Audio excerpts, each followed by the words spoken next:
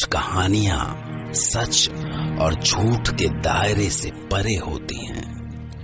वो न हमको हंसा पाती हैं और न रुला पाती हैं। वो सिर्फ हमारे रोंगटे खड़े कर देती हैं।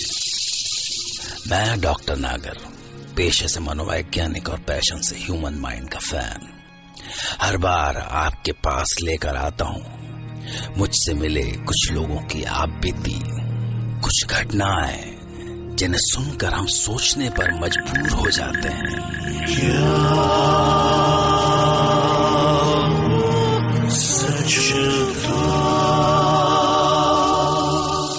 आज हम सुनेंगे इंदौर के एक इंजीनियरिंग कॉलेज के एक्स स्टूडेंट संदीप की आंखों देखी। बात साल 2003 की है। मेरे इंजीनियरिंग कॉलेज का पहला दिन था।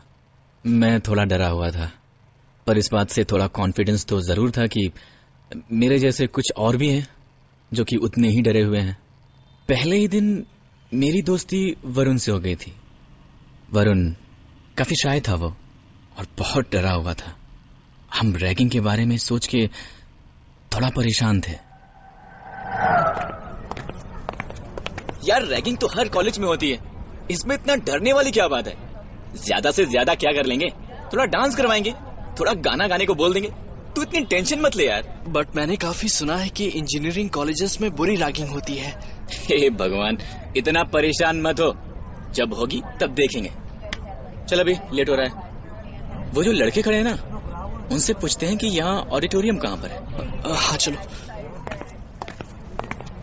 ए गौरव, वो देख, फ्रेशर आ रहा है। आने दे, सही जगह आ रहा है। एक्सक्यूज मी सर, ये ऑडिटोरियम कहाँ पर होगा? First year. Yes sir. सही जगह आए हो तुम। आओ दिखाता हूँ। नहीं सर, सर आप बस बता दीजिए, हम चले जाएंगे सर। फर्स्ट ईयर होके जबान लड़ा रहा है। चल ठीक है। वो हमें हॉस्टल ले गए।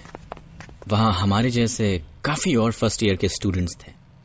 सारे सीनियर्स सामने बैठे थे। सबको बुला बुला के उनका इंट्रोडक्शन लिया जा रहा था। हम जैसे ही हॉस्टल के हॉल में पहुंचे, वरुण ने मेरे कान में कहा, यार, यहाँ तो रैगिंग हो रही है, मुझे नहीं देनी रैगिंग। यार, तू फंसवाएगा। चुपचाप कर दे जो वो कह रहे हैं, ज्यादा पंगा मत लियो, समझे? हम सबको एक लाइन में खड़े होने को बोला। सबको एक एक करके बुलाया जा रहा था। सबको कपड़े चेंज करके साड़ी पहन के डांस करने को बोला जा रहा था। सब डरे सहमे किए जा रहे थे। सामने बैठे सीनियर्स हंस रहे थे।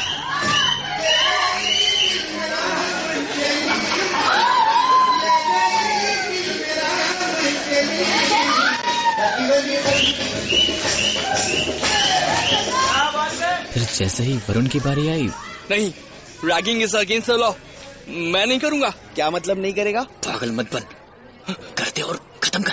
कैसे नहीं करेगा? पकड़ो इसको, सब इधर लाओ। दो सीनियर्स ने आके वरुण का हाथ पकड़ लिया। वो हाथ छुड़ाने की कोशिश कर रहा था। हम सबको डर लग रहा था कि पता नहीं अब वो वरुण के साथ क्या करेंगे। काफी किस्से सुने थे हमने रैगिंग के बारे में।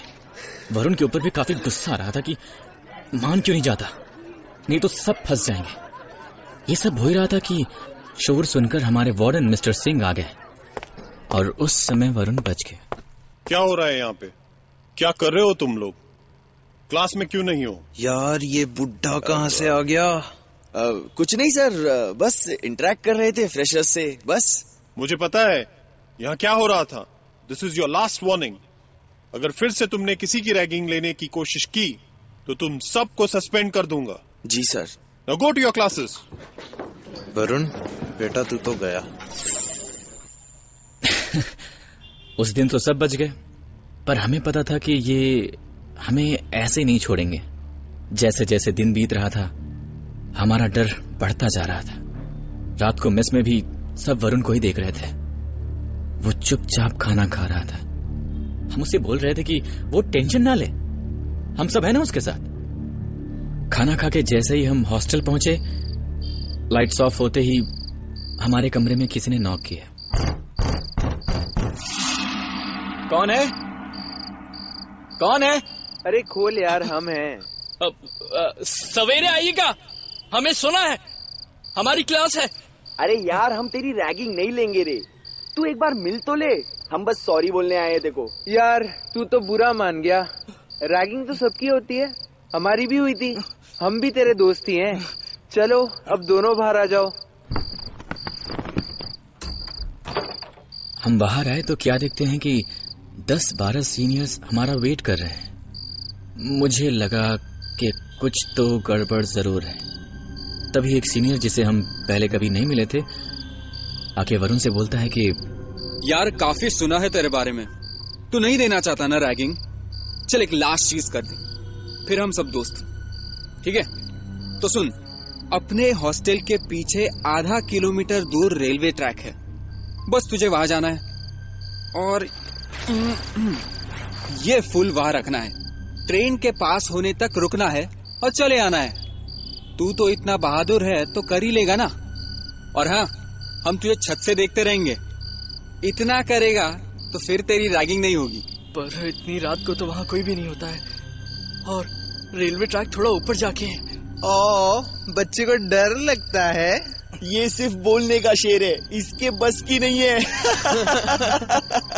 ठीक है, ये हुई ना बात, ये ले फूल और जा, हम ऊपर से देख रहे हैं। और सुन, आराम से जाइयो बेटा, वार्डन को पता नहीं चलना चाहिए। सीनियर्स और मेरे साथ कुछ और फ्रेशर्स, हम सब छत पे आ गए। हम ऊपर से वरुण को जाते हुए देख रहे थे। थोड़ी देर तक वो दिखा, पर फिर दिखना बंद हो गया। काफी अंधेरा था, मुझे थोड़ा डर लग रहा था। ट्रैक दूर था पर फिर भी पता चल रहा था। तभी दूर से ट्रेन की आवाज सुनाई दी, पर वरुण कहाँ था पता नहीं। हमारे और ट्रैक के बीच काफी पेड़ थे तो कुछ भी पूरा नहीं दिख रहा था।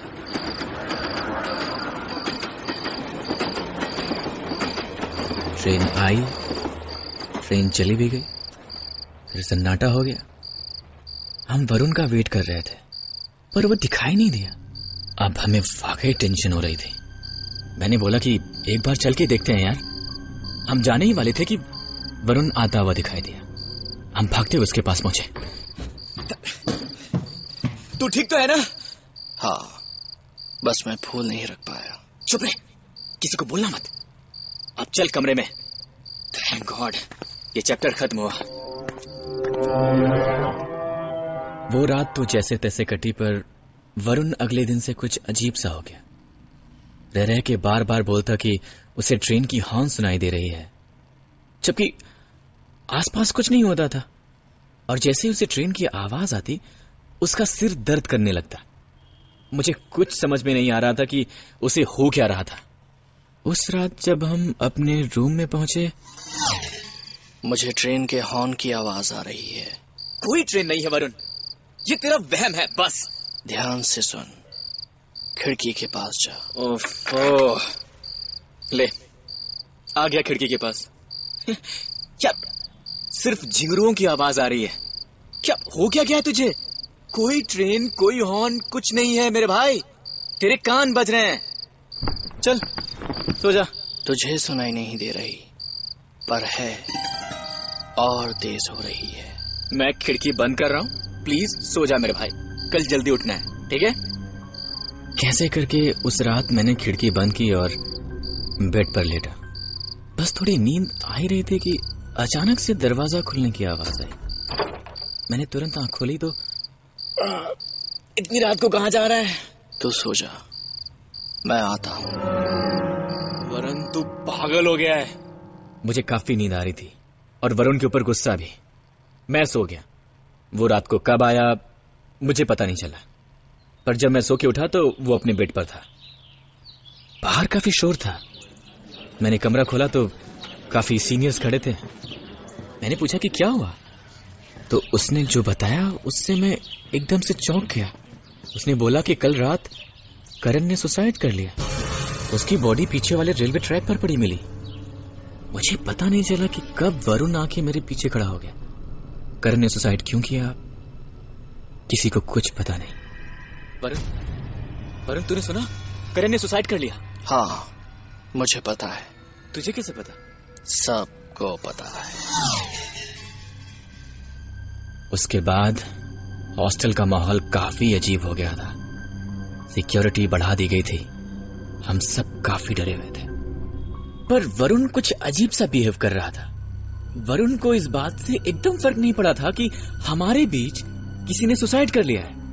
बस उसे हर समय ट्रेन की हॉर्न की आवाजें सुनाई देती थी। वो बीच बीच में गायब हो जाता था। उस रात भी वही हुआ। मैं जैसे ही लेटा, अचानक से फिर से दरवाजा खुलने की आवाज आई। यार तू फिर से कहीं जा रहा है? हाँ, बस थोड़ी देर के लिए बाहर जा रहा हूँ। तू सो जा। वरुण माहौल ठीक नहीं है, मत जा। अब मुझे क्या होगा? तू सो जा। मैंने उठने की बहुत कोशिश की कि मैं उसे रोक लूं, पर पता नहीं क्यों मैं उठ ही नहीं पाया। लगा जैसे कोई मुझे उठने से रोक रहा है। वरुण मेरी तरफ अजीब तरीके से देख रहा था। उसने मुझसे इशारा किया कि मैं लेटा रहूं, और फिर वो निकल गया। मैं कुछ नहीं कर पाया। अगले दिन सवेरे किसी ने हमारे डोर पर नॉक किया।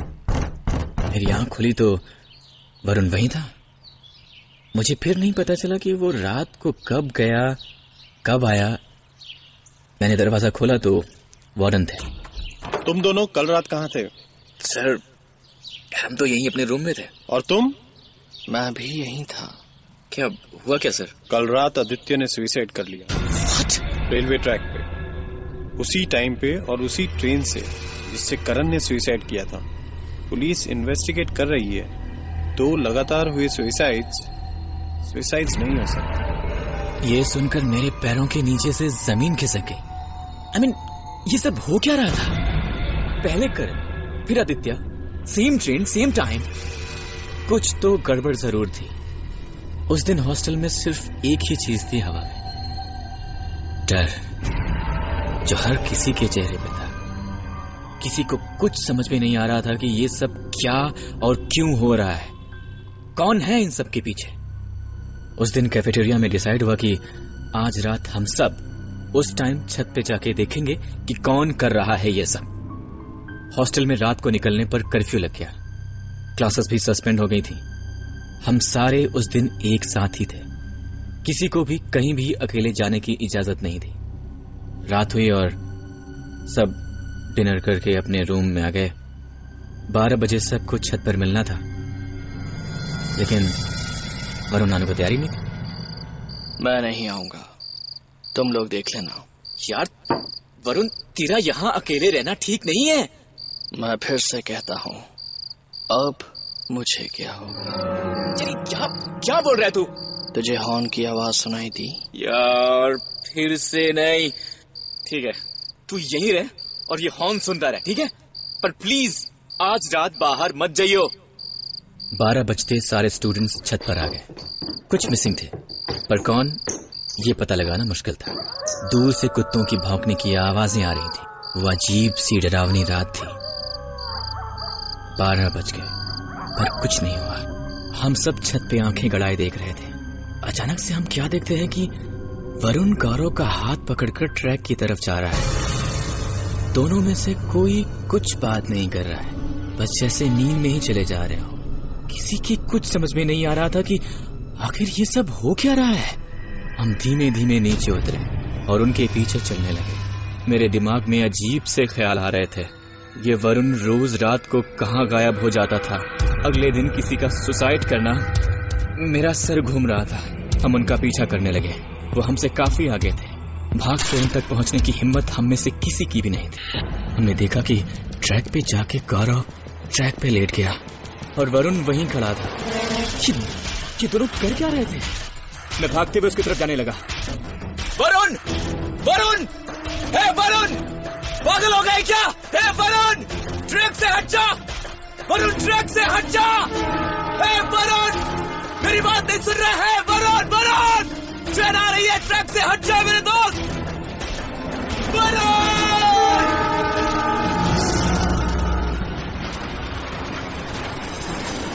मैं जब तक वहां पहुंचा ट्रेन उन दोनों के ऊपर से जा चुकी थी।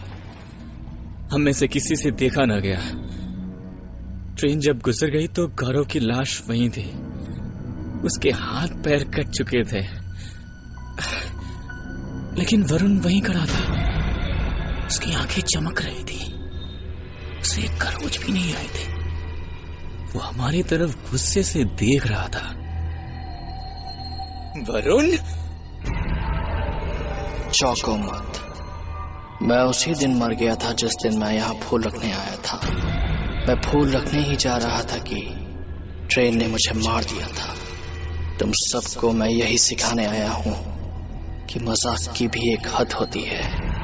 रैगिंग से कोई किसी को जान नहीं सकता, सिर्फ किसी की जान ले सकता है। जो मेरे साथ हुआ वो किसी और के साथ नहीं होगा। मैं उन सबको ऐसे ही मार दूंगा जिन्होंने मेरे साथ ये किया। आदित्य और करण को मैंने पहले ही खत्म कर दिया है और आज गौरव की बारी थी। हम सब की हालत खराब थी। हम तुरंत हॉस्टल गए। रात को सब एक साथ ही सोए। मुझे विश्वास नहीं हो रहा था कि जिसके साथ मैं पिछले 3 दिन से रह रहा था वो जिंदा ही नहीं था। वो एक ऐसा डर है जो मैं आपको शब्दों में बयान नहीं कर सकता। अगले दिन वरुण की लाश दूर किसी एक गड्ढे में मिली। हॉस्टल उसके बाद खाली करवा दिया गया। वहां कोई नहीं जाता। आज भी मैं अपने आप को ये विश्वास नहीं दिला पा रहा कि क्या वो सच था। संदीप ने जो हमें सुनाया वो उन्होंने अपनी आंखों से देखा था, जो हो के भी नहीं था। पर आप इस होने और न होने के फर्क में मत फंस जाइएगा, क्योंकि कुछ सच ऐसे होते हैं जिनके सामने होने के बाद भी हम यही पूछते हैं